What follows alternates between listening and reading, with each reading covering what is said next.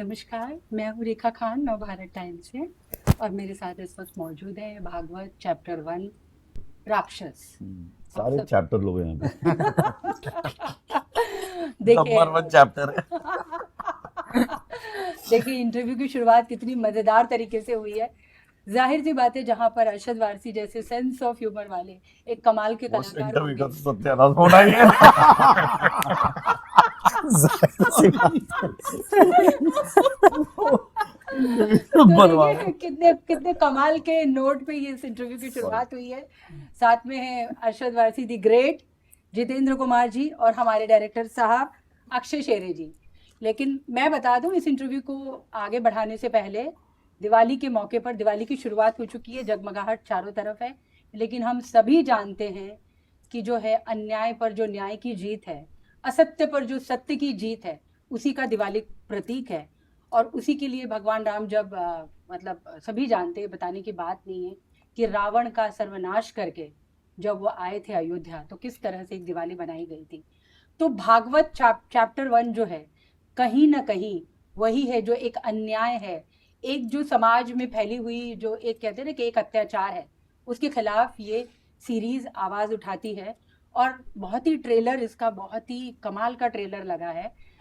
तो मैं आप लोगों को बहुत सारी बधाइयाँ देना चाहूँगी और बहुत सारी शुभकामनाएं देना चाहूँगी। तो मैं सर, मैं आपसे, क्योंकि आप डायरेक्टर हैं और कमान सब पूरी इस फिल्म की आपके ही हाथों में है, तो मैं आपसे ही ये पहला सवाल करूँगी कि दो बहुत ही सॉलिड और बहुत ही कमाल के कैलिबर के ये अदाकार हैं, ये ऐसे एक्टर हैं नहीं, बिल्कुल इनके काम पर कभी किसी ने उंगली नहीं उठाई है। तो इन दोनों को आपने कैसे कास्ट किया, और वो भी बहुत ही डिफरेंट इमेज में, जो इनकी इमेज इतने टाइम से चली आ रही है उसके एकदम खिलाफ। क्यों कास्ट किया तो आप ही ने बता दिया बिल्कुली। नहीं, और मतलब इनकी इमेज आपको बदलनी थी ऐसे। नहीं, मुझे मतलब मैं कौन इनकी इमेज बदलने वाला, बट हाँ मेरे लिए जैसे अर्शद सर को लास्ट शहर में वैसे इंटेंस रोल में देखा था ना, मेरा बहुत मन था फिर से उन्हें ऐसे रोल में देखूं, तो ऑब्वियसली मौका मिला, मेरे पास ही स्क्रिप्ट थी, तो I really wanted to. Jeetu the way that character is ना, जीतू की असलियत बात दिखाना चाहते थे लोगों that guy has to be believable. So Jitu fits that role very well actually. सुचुप्त इच्छाएं।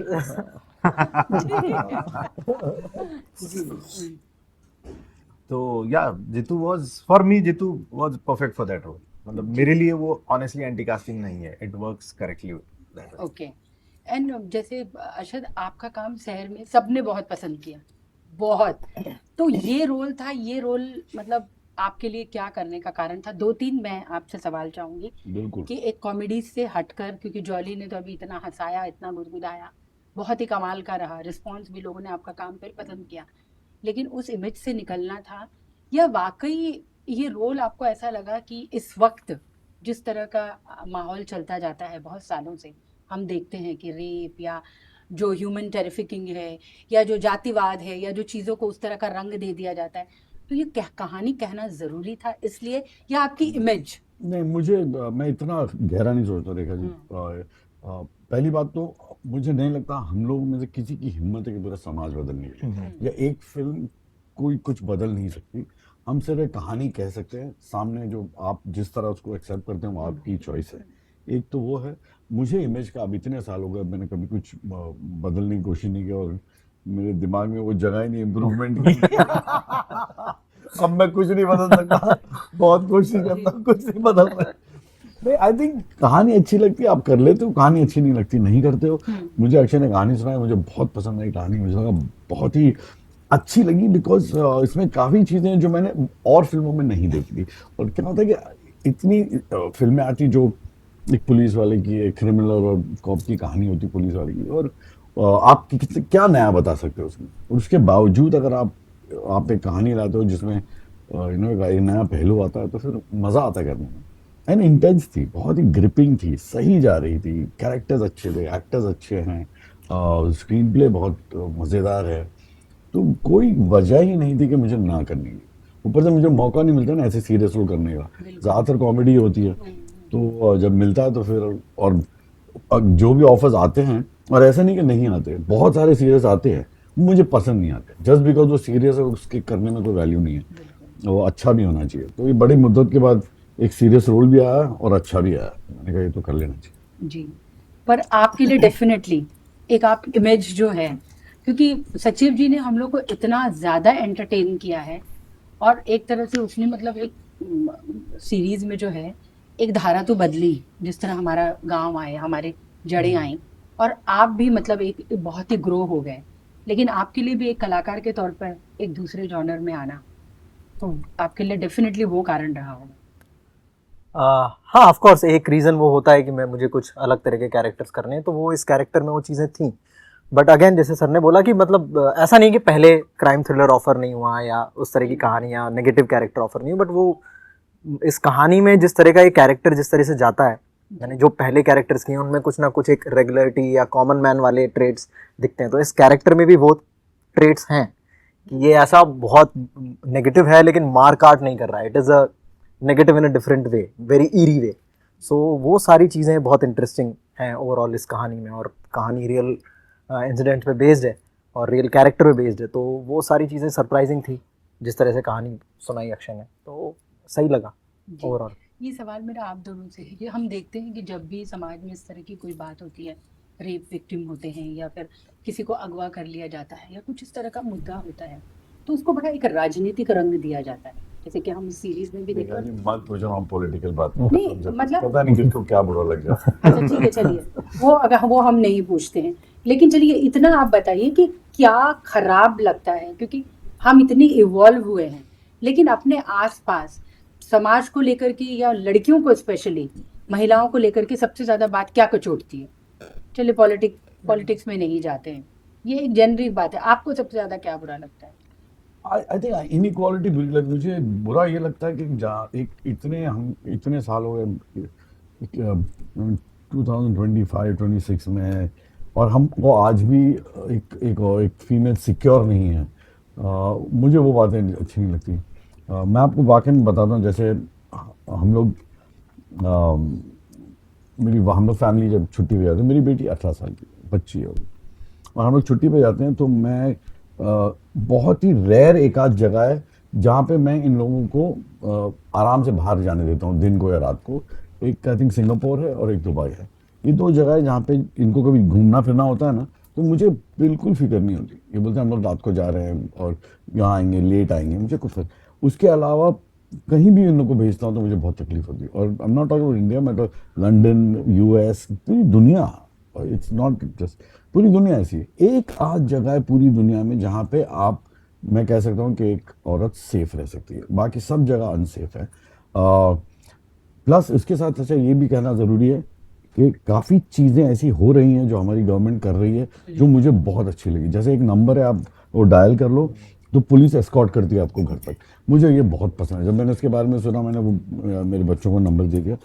ये सब चीज़ें मुझे बहुत अच्छी लगती है कि जो आपकी गवर्नमेंट है, पुलिस फोर्स है, ये लगी हुई है, पूरी जद्दोजहद करती है एक सेफ एनवायरनमेंट क्रिएट करने के। और क्या कहते हैं, बुरे जो लोग हैं वो सब जगह हैं, उनका कोई धर्म मज़हब या कुछ नहीं होता। बुरे लोग होते हैं, अच्छे लोग होते हैं, और अच्छे लोगों को साथ में जीना पड़ता है और मजबूरी है, और जितना आप अपने आप को सिक्योर कर सकते करें। बट येस ऑफ कोर्स ये बहुत ही गलत है कि ऐसे माहौल में हमको रहना पड़ता है जहाँ पे एक औरत को वो कंफर्टेबल नहीं है, वो कहीं भी जा सके, कुछ भी कर सके, जैसे वो चाहे वो जी सके। ये फ्रीडम होना चाहिए जिस तरह मर्द को वैसे। जी, आपको क्या? हाँ मुझे लगता है safety is one of those issues जो सबसे ज़्यादा बड़ा पॉइंट है कि लोग सेफ नहीं फील करते। मतलब लोग, मतलब दोनों ही लोग, मतलब कि जैसे छोटे शहर से आते हैं, मुंबई और छोटे शहर में आपने वो सेफ्टी का क्या अंतर देखा है? इनके शहर में इनकी वजह से लोग सेफ नहीं है। अब मेरे शहर में मेरे वजह से लोग सेफ नहीं है। नहीं, वो मुझे लगता नहीं कि बड़े शहर और छोटे शहर का बहुत ज़्यादा फ़र्क है। ऑफ कोर्स कुछ शहर बहुत जहाँ पे बहुत सेफ फील करते हो, बहुत गिने चुने हैं। Otherwise all over the country वो एक इतना अंदर तक घुसा हुआ है वो डर, दोनों में ही। मतलब जैसे सर ने बताया कि he is not it doesn't feel good. I don't think तो वो दोनों में ही है। मतलब ऑफ कोर्स फीमेल में तो ऑफ कोर्स है क्योंकि उनको Yeah. ज्यादा फेस करना पड़ता है, बट वो डर मतलब मेल्स में भी है कि अगर कोई उनके परिवार से फीमेल अगर रात में बाहर जा रहा है तो जा रही है, तो वो डर इज नॉट राइट। मुंबई को कैसे देखते हैं आप लोग दोनों? मेरे ख्याल से अभी भी अगर मैं बड़े कॉन्फिडेंटली कह सकता हूँ पूरे इंडिया में one of the safest place अभी भी बॉम्बे है। हाँ, यही एक मुंबई में एक बहुत अच्छी बात है कि अभी जो 24/7 खुल गया है, यस, मुझे इतना अच्छा लग रहा है क्योंकि मैं ऐसे मुंबई में बड़ा हुआ हूँ जहाँ पे 24 घंटा हम लोग बड़े फख्र के साथ कहते थे it's a city that doesn't sleep, and वो बड़ा अच्छा था क्योंकि if you really go to see, आज भी आधी रात को भी आप बाहर निकलो तो बाहर ट्रैफिक मिलेगी, आपको लोग मिलेंगे, तो वो सिक्योरिटी है मुंबई में। और लोग भी थोड़े से क्या कहते हैं प्रोग्रेसिव हैं। तो हालांकि ये जरूर कह सकें कहीं भी किसी भी शहर में कोई ना कोई इलाका होता है जो एक इलाके से ज्यादा थोड़ा डेंजरस होगा Dangerous या अनसेफ होगा, एक इलाका कम से, तो वो तो सब जगह का है, बट जनरली मैं कहूँगा मुंबई काफी सेफ है। आप एंड आपने कैसे पाया है मुंबई को? मतलब इन जनरल हाँ, नहीं, इन सेफ्टी वाइज, सिक्योरिटी हाँ हाँ इट इज, मतलब मुझे लगता है मैंने बोला कि गिने चुने शहर हैं जो थोड़े सेफ फील करते हो आप किसी भी टाइम पे, दिन के किसी भी घंटे में आप सेफ फील करते हो, दैट इज मुंबई। और उसके अलावा मतलब मुझे लगता है कि अभी सेफ्टी प्रोवाइड की जा चुकी है गवर्नमेंट से, बट अंदर बहुत डर है, वो अंदर बट मुंबई में वो डर अंदर नहीं है, आप आराम से बाहर घूम सकते हैं, जी, ठीक है। बाकी जगह भी मतलब पुलिस है, सिक्योरिटीज हैं, बट वो सेफ्टी वाली फीलिंग लोगों के अंदर नहीं आई है अभी बाकी जगहों पे। जी। देखिए, मैंने देखा कि राक्षस की बात है इसमें, ये राक्षस को मारना चाहते हैं, हम दिवाली पर अपने अंदर के राक्षस को मारना चाहते हैं, हम रावण को जलाते हैं, हम समाज के राक्षस की बात को मारने की बात करते हैं। आप तीनों से मैं जानना चाहूंगी, आप तीनों के अंदर का राक्षस क्या है? क्या है नेगेटिविटी, या क्या एक होता है ना नेगेटिविटी या कोई हमारा दुर्गुण, हमारी खामी, वो भी तो हमारे लिए राक्षस। मेरे सारे राक्षसों को मार मेरे अंदर कुछ नहीं बचा, एक मैं कला है। गलत सोच ही नहीं सकता, मेरी कुटाई हो जाएगी। शहर सेफ है, घर सेफ नहीं। मेरे घर में ओके, तो मतलब आपकी बहुत सारी वाइल्ड फैंटेसीज है। सब बंद हो गई। नहीं, ऑन आई थिंक सबके अंदर थोड़ा सा अच्छा थोड़ा बुरा होता है, और होना चाहिए, मेरे हिसाब से होना चाहिए, बिकॉज वो आपको जब तक थोड़ी सी बुराई नहीं हो ना, तब तक आपको अच्छाई का अंदाजा नहीं होगा। और आप इंसान भी नहीं होंगे, हाँ, फिर अगर भगवान हर हो चीज जाएंगे। सही होगी तो फिर आपको बैरोमीटर ही नहीं मिलेगा कि गलत कितना है अच्छा क्या है, जैसे मैं अक्सर कहता हूँ हमको पता लगाने के लिए कि अच्छा एक्टर कौन है, 2-4 बुरे एक्टर का होना जरूरी है, ताकि difference वरना दिखे। पता कैसे चलेगा अच्छा कौन है। जी, थोड़ी सी बुराई होना अच्छा है। तो क्या बुराई है आपकी? इंटरव्यू दे रहा हूँ कैसे बैठ गया, इससे बुरा हो गया आपके लिए भी मेरे लिए भी, हम दोनों तड़प रहे हैं यहाँ पे। Sorry, आपको नहीं, बहुत नहीं। टाइम से जानता हूँ मैं फट्टे नहीं, मार सकता कोई हूँ। नहीं, मुझे तो मजा ही आ रहा है, क्यों नहीं? अगर आपका ऐसा रंग मैं ना देखूं तो मुझे लगेगा कि कुछ गड़बड़ है। हम ऐसे ही मतलब आपको देखना पसंद करते हैं। Oh God. क्या पूछा था मैं कह रही थी कि क्या बुराई है आपके अंदर, गुस्सा मेरा आता I है? think मैं बताऊँ, नहीं गुस्सा वुस्सा नहीं आता मुझे। मेरे अंदर एक बुराई थी, वो जो स्मोकिंग की थी, जो मैंने बंद कर दी, वाह, वो मेरे लिए बहुत, कसम से बता रहा हूँ, एंड जो स्मोकर्स है वो समझेंगे मेरी बात, जो नॉन स्मोकर्स को नहीं समझेंगे कितनी मुसीबत लगती है बंद करने में। और मैं बहुत सिगरेट पी रहा था कई सालों से, और बहुत ज्यादा हो गई थी, और शूट पे ज्यादा, वो एक बहुत मुश्किल हो जाता है वो। मैंने लिटरली एक ऐप से मैंने वो स्मोकिंग बंद की, वाह। तो वो मेरे लिए एक बहुत, आपने उस राक्षस को मार डाला, अरे बहुत बड़ा, और कुचल दिया। और एक इसका बड़ा रीजन क्या है ना, कि आप जो करते हो ना, आपके बच्चे सुनते नहीं आपकी, जो आप देखते हैं वो करते हैं। तो kids started smoking, next I need to stop drinking. फिर उसके बाद तो कुछ मैं इतना अच्छा हो जाऊंगा कोई मेरे से बात नहीं करेगा मुझे उसका डर है। अरे यार बोर आदमी है। आपके क्या अंदर का राक्षस था जिसको आपने? आई थिंक हाँ, मतलब एक्सट्रीम लेवल पे चीजें छोड़ दो तो मुझे लगता है कि बहुत अच्छा है, बुरा होना बहुत पर्सपेक्टिव वाली चीज है। आप कुछ लोगों के लिए आप सही नहीं रहते हो, और कुछ लोगों के लिए आप वही सेम चीजें करते हुए अच्छे रहते हो, तो वो बहुत सिचुएशनल है मेरे लिए, गुड और बैड। तो मुझे लगता है कि हाँ, कुछ लोगों को मैं नहीं पसंद आता फॉर सम रीज़न, कुछ लोगों को मैं बहुत पसंद आता हूँ उन्हीं रीजंस की वजह से। तो दोनों चीज़ें ही हैं, बट वो क्या है वो तो लोगों को ज़्यादा पता है। हाँ मतलब आपको खुद को हाँ, पता वो होता बहुत है, सिचुएशनल और आप- पर्सपेक्टिव है। हाँ, अगर अक्षय जी आप बताइए। मुझे नहीं लगता मेरे अंदर कोई राक्षस है। ये तो बाहर से राक्षस है, इनके अंदर इनके अंदर थोड़ी सी अच्छाई है। ये पता नहीं, ऐसा लग रहा है कि भागवत का इंटरव्यू नहीं, जॉली का इंटरव्यू है। यहाँ पे सबसे शरीफ आदमी यही है। जी ओके, चलिए तो दूसरा सवाल मैं करती हूँ कि ये दो, इन दोनों को, क्योंकि आप एक कदरन एक नए डायरेक्टर हैं, है ना, और ये लोगों ने मतलब अर्शद जी ने तो बहुत सारा काम कर लिया है, ये भी काफी समय से काम कर रहे हैं, तो कैसा था मतलब एक जो कहते हैं ना कि काफी जैसे भरोसेमंद एक्टर्स के साथ में काम करना, दोनों बहुत भरोसेमंद एक्टर्स हैं, उनके साथ काम करना आपके लिए कैसा रहा? बहुत मजेदार था ऑब्वियसली, क्योंकि आप जो एक्सपेक्ट करते हो आपके एक्टर से, आपके सीन में कि अच्छा ये एक्टर मुझे ये देगा, with these kind of actors obviously आपको उससे बहुत ज्यादा मिलता है, तो उस बात का बड़ा सेटिस्फेक्शन रहता है शूट करते हुए। तो वो बहुत मजेदार था। बहुत सारी चीजें एक्चुअली अनसेड चीजें भी बोल दी जाती है when we are discussing something, the understanding that they have not only of the script but also the medium, so that helps a lot। जी उसका बहुत बहुत बड़ा फायदा होता है। जी। एंड आपके लिए इनके साथ काम करना कैसा था, क्योंकि आपने आयुष्मान के साथ में काम किया मूवी के अगर नज़रिए से देखा जाए, और वेब सीरीज में तो आपने बहुत सारा काम, अच्छा काम किया है, लेकिन अरशद के साथ में आपने कैसा एक्सपीरियंस था? क्या आप सोचते थे, क्योंकि ये बहुत ही खुले दिल के, एक बोलते हैं ना, माहौल को एकदम सेट कर देते हैं, आपके क्या एक्सपीरियंस? हाँ एग्जैक्टली वैसा ही सुना था मैंने अरशद सर के बारे में कि बहुत फन रहते हैं, और वो वैसा ही था। पूरे टाइम सेट पे जोक्स चलते रहते थे, मजाक मस्ती चलती रहती थी, और जब भी वो काम करते थे तो बहुत सिंसियरिटी दिखती थी उनके काम में, और वो दिखेगी भी आपको फिल्म में।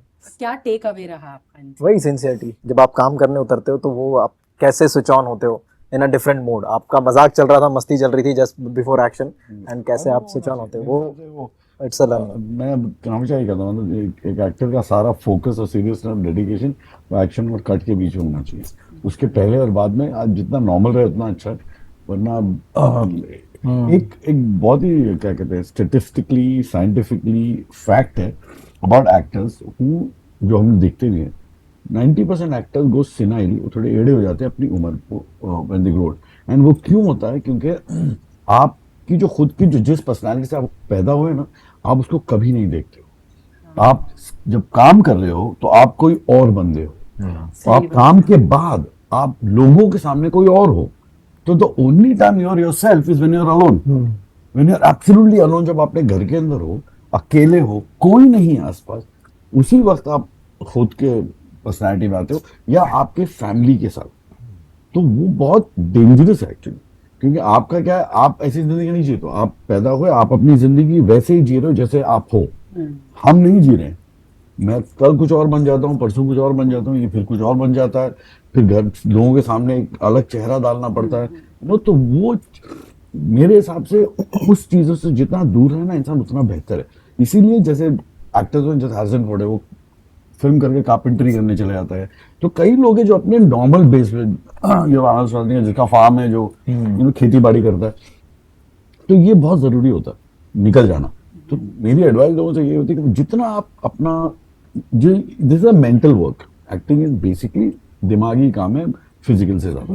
सो बिकॉज आपको कंप्लीटली अपने दिमाग को किसी और के सेंसिबिलिटी में घुसेड़ना है, कुछ और बनना है, तो उतना करके छोड़ दो और वापस आ जाओ जहाँ पे आप हो।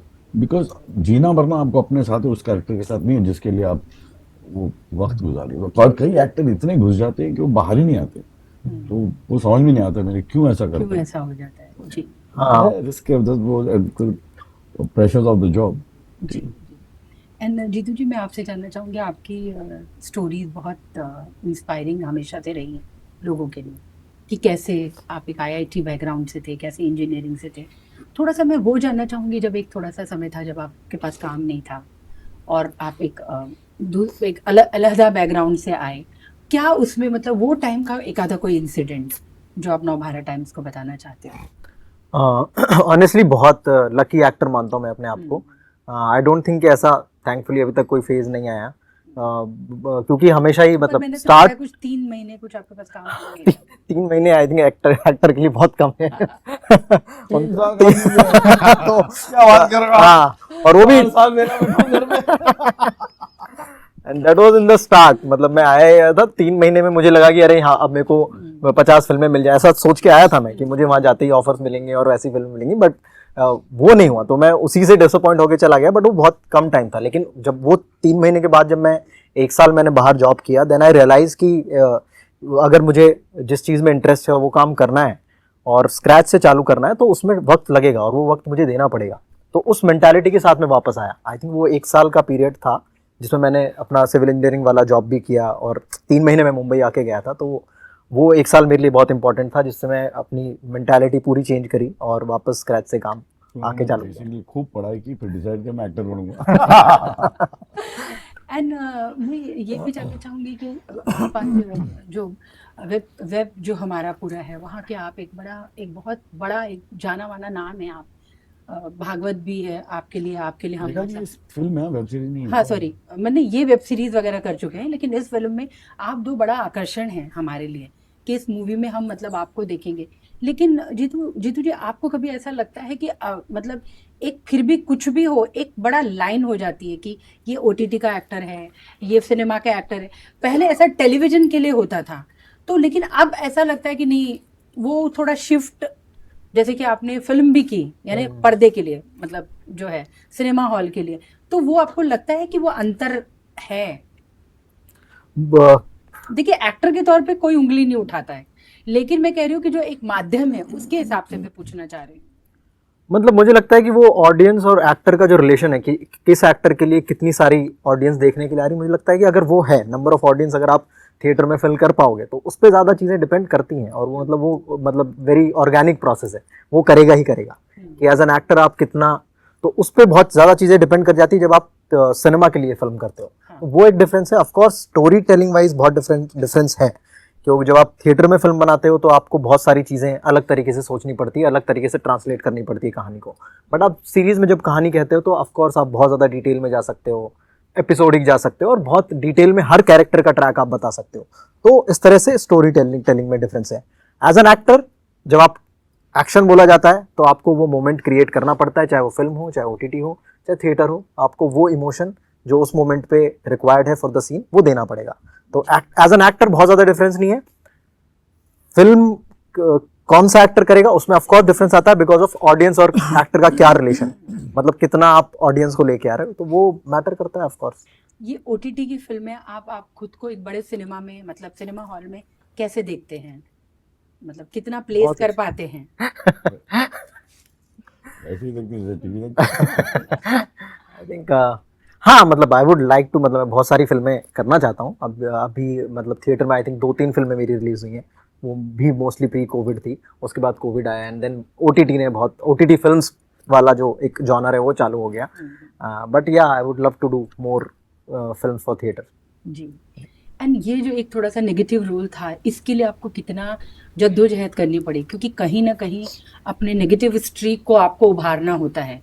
एक इस तरह का और बहुत ही अलग तरह का रोल है, मतलब जो ये जिस तरह से ये प्ले करता है पूरे टाइम और जो निकलता है, तो इसके लिए आपकी क्या, एक कहते हैं ना कि आपका सोच प्रोसेस क्या था, मतलब कोई आपके पास कोई किरदार था या आपने सिर्फ स्क्रिप्ट पे रखा या आसपास कोई था, या क्या किस तरह से आपकी प्रिपरेशन हुई? मतलब ये सवाल बहुत पूछा जाता है कि अगर आप नेगेटिव कर रहे हो या पॉजिटिव कर रहे हो तो प्रिपरेशन अलग होगी, बट ऑनेस्टली ऐसा होता नहीं है। अगर मैं 4 कॉमेडी कैरेक्टर्स भी मैंने अगर करे होते हैं तो उनमें उतना ही एफर्ट लगता है। जब आपको नया कैरेक्टर मिलता है, चाहे वो कॉमेडी हो, चाहे वो पॉजिटिव हो, चाहे वो हीरो का हो, चाहे वो विलेन का हो, आपको उतनी ही मेहनत करनी पड़ती है और आपके लिए वो कैरेक्टर हमेशा उतना ही एलियन रहता है। तो जैसे कोटा फैक्ट्री का टीचर मेरे लिए एलियन रहा जब मैंने स्क्रिप्ट सुनी, या सचिव जी का कैरेक्टर मेरे लिए एलियन रहा, या मैंने जो शुभ मंगल ज़्यादा सावधान की उसका कैरेक्टर जब पहली बार स्क्रिप्ट सुनते हो और उसके लिए उतना ही एलियन मेरे लिए ये कैरेक्टर था। तो मेहनत और तरीका प्रोसेस वो सेम ही था। मिलते हो आप, डिटेल्स पूछते हो कि इस सीन को कैसे, आदमी के लिए कौन था दिमाग में?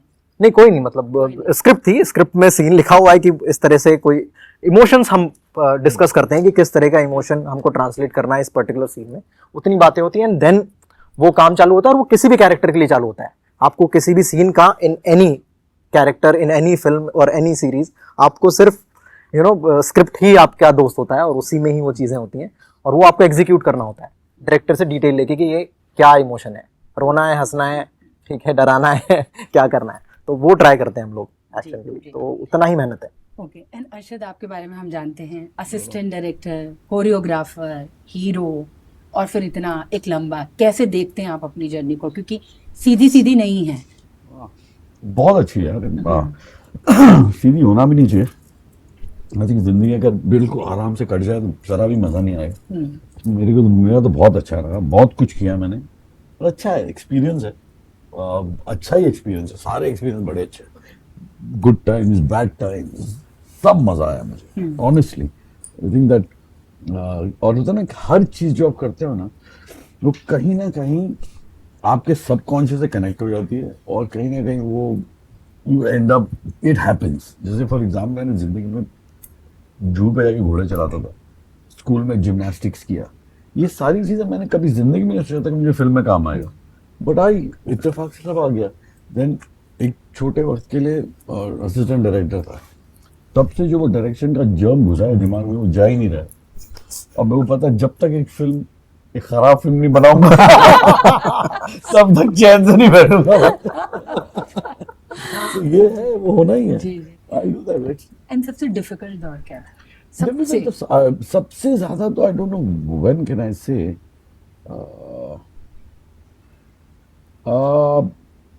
यार वो नहीं बोल सकता कि जब काम नहीं था, नहीं वैसा नहीं कर सकता, क्योंकि तो नहीं था, इतना खराब टाइम नहीं था, I was still fine.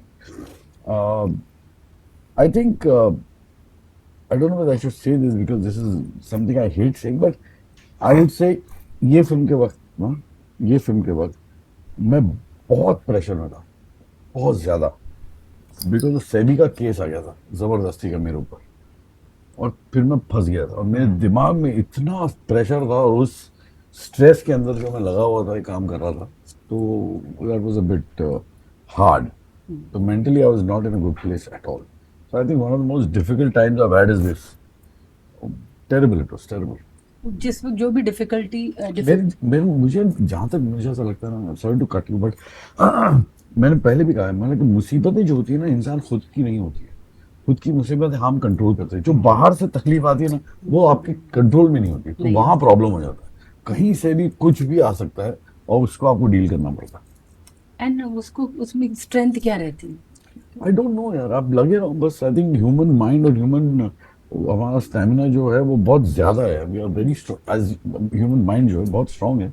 You can fight everything, you can fight, and you know सारी चीजें होती ना एक साथ होती। उसी टाइम मैंने सिगरेट पीना बंद किया, सो इट गेव मी कि अब तो और सिगरेट चालू हो जाए, पता नहीं क्या क्या चालू कर दूं। इतना स्ट्रेस दिमाग में, यू नो क्या क्या चल रहा है, बाप रे बाप रे बाप। एंड उसके बीच में doing some role that is so intense. So yeah, this was, I think, would say one of the worst times I've had, which will never happen again in my life. I'm very sure. Ghafoor ने तो कमाल किया Oh है, God. मतलब इतना छोटा role एकदम boss, आप तो छा गए। नहीं, आई थिंक मेरा कुछ नहीं है उसमें। सच बताऊं, वो गाना माइंड ब्लोइंग है, और वो आर्यन ने जिस तरह वो कैरेक्टर को कंसीव किया है ना, वो बहुत मजेदार है, बहुत सही है। पर आपने बिना, मैंने पढ़ा था कहीं कि आपने बिना रोल सुने हाँ कह दी थी। क्या 1-2 दिन का तो काम था, और उसमें as a you know, I mean Shahrukh को और आर्यन, मैं ना नहीं बोल पाऊँ, कभी नहीं बोल पाऊँ।